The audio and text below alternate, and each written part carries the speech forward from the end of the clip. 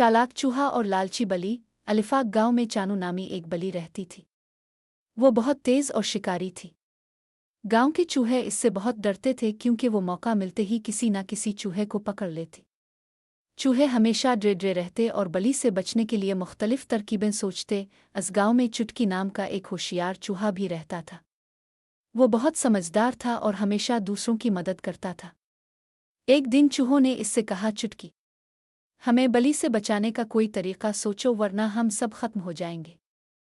चटक ने कुछ देर सोचा और फिर बोला, हमें चानू की चालाकी से ज्यादा चालाक बनना होगा। अगर हम इसे बेवकूफ़ बना दें तो वो हमारा कुछ नहीं बिगाड़ सकेगी।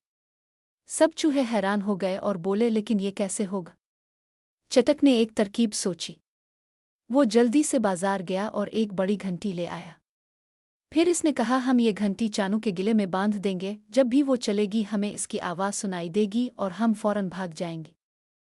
चूही बहुत खुश हुए और रात को जब चानू सो रही थी, चुटकी दबे पाँव गया और आहिस्ता से घंटी उसके गिले में बांध दी। सुबह जब चानू शिकार के लिए निकली तो जैसे ही वो चलती घंटी बजने लगती। चूहे दौड़ से ही उसकी आहट सुनकर अपने बिल्लों में छप जाते।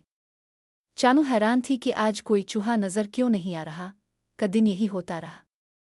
चानू को बहुत भूख लगी मगर वो किसी चूहे को पकड़ ना सकी।